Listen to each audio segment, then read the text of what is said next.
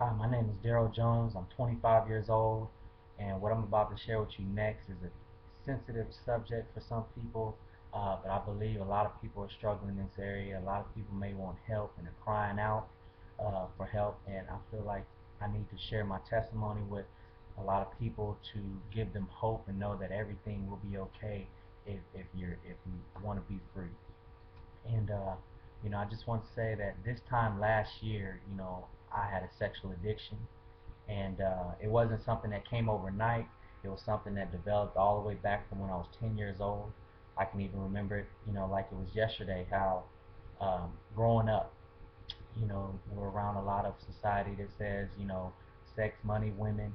That's what I grew up knowing. So even at a young age, I remember growing up and my mom would not be at home, and I'd go sneak on the computer because I heard my friends talking about what they saw on the computer. And so when I went up there and I looked at the computer thinking that, hey, this is me becoming a man, or this is me growing up, and what I didn't know was that one time I did it was actually the opening of a door for a lot of satanic attacks to come in on my life. Not only on my life, but to destroy my mind, you know. And as I grew up, going all through high school, I began to play sports, and I was one of the top athletes in high school, top athlete, in football and baseball. Got various amount of scholarships to play football.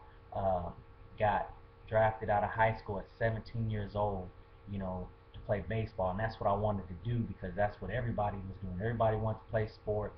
Everybody wanted to be famous, wanted to be on TV, wanted to have the money, women, all that, And when I finally got drafted in pursuit of my dream, you know, I began to take on, imitate what I knew and what I grew up knowing to be the famous life, the good life, and chasing after women night after day. I played baseball games, and at the nighttime, I'm going out in the streets trying to see how many women I could sleep with, and um, where I found myself is that those 6 years that I did that were probably the most loneliest years of my life.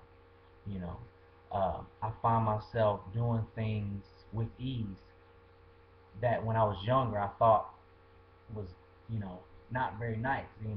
And I began to find myself, watching pornography hours a night. I spent thousands of dollars on prostitution. Um, Found myself having a membership at a swingers club. A lot of things, that I didn't know what I wanted. I didn't know what I was looking for. I just knew that I was searching for something. I was missing something. I knew something wasn't right, but I continued to do what I wanted to do. You know, uh, while trying to maintain the reputation of a people pleaser and being what everybody else wanted me to be, and being that head guy where all the guys came to get women, and maintaining that reputation of who they thought I was as opposed to who I really was by myself. And so I went through a lot of hurt and pain behind closed doors. I spent nights staying up all night thinking about what I was doing because I didn't feel good about it for whatever reason. I didn't know why I didn't feel good about it. I just didn't. It was a deep hole, a deep pit that I felt like I was going in. And the more and more I hurt, the more and more I pushed myself away from other people, and the more I pushed people away from me. And the closer people tried to get to me, the closer my loved ones, my family, my mother, my sister, the closer they got to me, the farther and farther I separated myself from them. My anger got worse. I just started to get angry all of a sudden. I started to get real sensitive, real selfish about certain things. And, I felt my life going in a downward spin. And I always knew myself to be something great, but I just didn't know where it all ended, what happened. And I began to be in relationships with various many people. I was too nice to not tell them that I didn't want to be with them, but my mind was such in the wrong direction that I didn't know how to get out. It was a stronghold on me. I couldn't get free. So I taken on 5, 6 relationships at one time. You know, one woman came into my life who's my wife now. I knew I had to get out when she came into my life, and it started affecting her. You know, my way started affecting the way her life, and that's when I knew, it was time to get out. But I didn't know. I was like, how did I get out of this thing? I don't know. You know, And I remember one night I was in New Orleans, Louisiana. I had a woman on the way to my hotel room. And before she even got there, I was reading through this book. It was a baseball book, but it had, biblical scriptures in it. And there was one scripture that touched my life, and it just changed everything, and it said, I can do all things through Christ who strengthens me. And I read another scripture that said, why should you die before your time? And I just broke down in tears. I couldn't even, I called all my family up. I told them how much I loved them and how much I was going to change and change and change. And I gave my life to Christ, and I began to, let's see, seek Jesus. I began to see what Jesus was all about. And as I began to walk with God, as I began to seek what Jesus really died on the cross for, I didn't understand until I really dug deeper and saw that Jesus died more than just for a religion or just for us to talk about it. Jesus died for me to have victory, everyone to have victory in every situation, whether it be finances, health, anything. He died for all of that. And when I discovered that, I started to get more confident in myself and say, I can do this. I can get over this.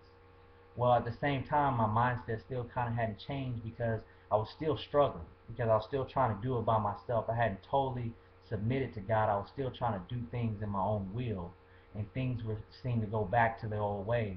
And my fiance at the time, she was being affected even more by it. And so it ended up getting to the time where we were going to get married, and I delayed the marriage so much because I was in fear. Satan was attacking my mind with fear and doubt. I was doubting myself. I couldn't get through it, and so I delayed our marriage. Uh, I didn't want to do it because I didn't want to bring that into the relationship. And finally, I ended up making the commitment to get married. And the night before we got married, I probably was attacked with so many doubts. And I was gonna call the wedding off. And I was crying in the bathroom. I got on my knees and I asked God to help me. I asked Him to take it away from me, how to help me get through this situation. So the next day, we ended up going to church. Our wedding was on a Sunday, and I was gonna call it off. And we went into the church service. And next thing you know, the sermon said, anytime you're doing something that's in line with the will of God, God will give you the power to overcome it. And I broke down in tears, man, because and it was referring to not letting people hold you back. The people close to you don't even, you live your life for God, not for other people. And that moved on me so much that I finally made that decision. I said I'm gonna go ahead and give my life to God, and submit to Him wholly in every way. And I'm gonna take a leap of faith and get the focus off of myself and put it back on God, and on Jesus and what He's already done for me. And I took that leap of faith and I got married. And I'm standing before you here today, and I can truly say that I am free from any sexual addiction, no pornography, none of that. And I was free the day after I got married. I woke up one day, didn't have the desire to do it anymore, you know. And I thought by myself, I said, now, I had fought something for almost 15 years, tried to do it by myself, probably could go no more than 3 days without looking at pornography. And I took one leap of faith, one step of faith, and God took a lifetime of misery and He turned that into a miracle in one night. One night. And, um, you know, the one thing I look back on, and I could say, the world says, hey, what you don't know won't hurt you, and the truth will set you free. Well, I can truly say that, what I don't know, what I didn't know did hurt me, and the truth didn't set me free because I didn't know God loved me, and the truth was I was a sex addict, but it didn't set me free from anything, you know. But I can look back on it now and say, when I continue to walk in faith with God, He continued to reveal things to me, and I started recognizing, oh, that's why that happened. That's why you brought that person in my life. That's why these things are happening. And the truth has set me free now because I walked in faith with it, and I didn't know God loved me. I thought that God was mad at me. I thought that, he hated me. I thought that I wasn't good enough to come to God and ask Him for forgiveness and all this stuff. And, And that's one thing that I wanted to share with you today and say that God's not mad at you. No matter what you do, He's not mad. He loves you like you're the only person on this earth. And our love, as human beings, we love unconditional. We love you for what you've done in the past and what you're doing now. But God's love, His love is unconditional. He loves you for your past mistakes, your present mistakes, and the mistakes you haven't even made yet. He loves you. And when I recognized that, I said, that's a good God right there. For Him to know that I'm going to mess up and still love me anyways.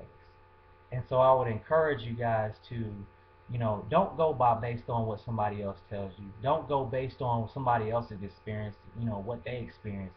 Go based on your experience. You check it out for yourself. And because when you see the power of God, you will never have any problems praising Him because He wants the glory. I found myself out in a situation with my mama, my daddy, nobody could get me out of but Him. And now I can stand before you here today and say that I should be dead, but God changed my impossible situation into a miracle, and I can give Him the glory for it. All right, y'all take care. Be blessed.